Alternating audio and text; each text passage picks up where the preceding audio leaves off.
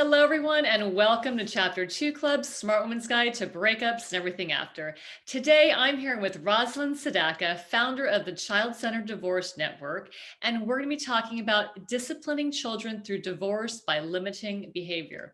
Hello, Rosalind. How are you today? I'm doing great. Pleasure to be with you. Pleasure to have you here. Let's go and jump right in, and let's talk about disciplining children through divorce by limiting behavior. Yes. So the important message here is the fact that we all know we have to discipline children from time to time. And when we're dealing with divorce, we're extra cautious and extra sensitive about our children. Yet at the same time, we want to make sure we maintain boundaries because children of divorce can take advantage and exploit us. And at the same time, they're dealing with extra emotional and psychological issues that they may not have been dealing with months before or years before. And we have to be mindful about that. So many parents have challenges thinking about discipline and handling the discipline in a way that's effective for them and the children. And the real message here is to discipline your children by limiting their behavior, not by limiting their thoughts or their feelings. And that's the big difference. So if you don't allow your children the space to express who they are and how they feel about whatever the issue is that's creating a challenge, then they will likely be forced to repress their communication. They just won't open up. They won't share with you. They won't talk about what's at hand. And many children, especially as they move into their teens, are likely to do that. But it's very important for children of divorce who've experienced this extra emotional burden to make sure that they don't keep their feelings in and that we don't make them wrong for having the feelings that they're feeling. We want to make sure that we give them the space to express what's going on for themselves so that they don't incubate resentment.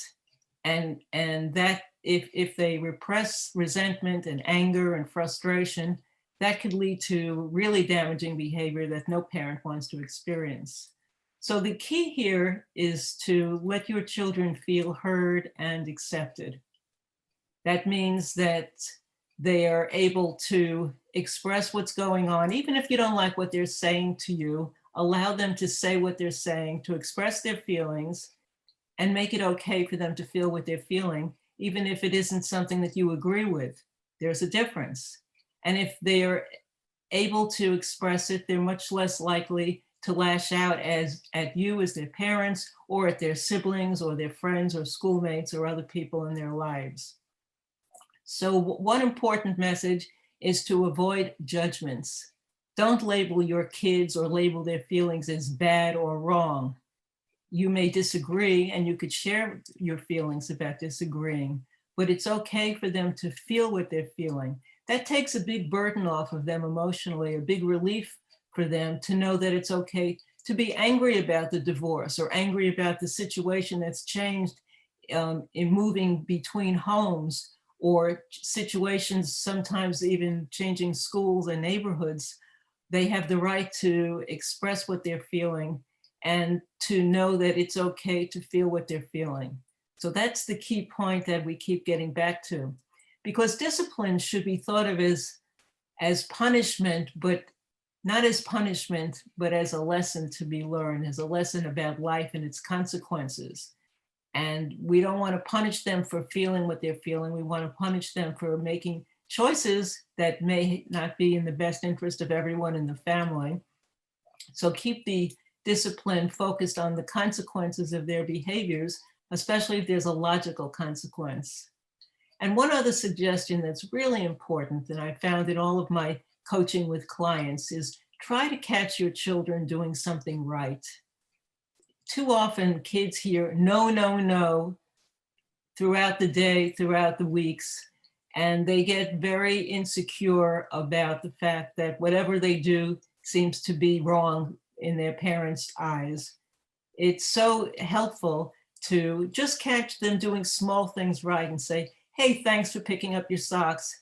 Thanks for doing this. Thanks for doing that. Acknowledge them. Gee, you remembered to call me at 7 when I asked. Whatever the situation is, thank them, catch them doing something right, so that everything in their life isn't about being wrong, failing, or no, no, no.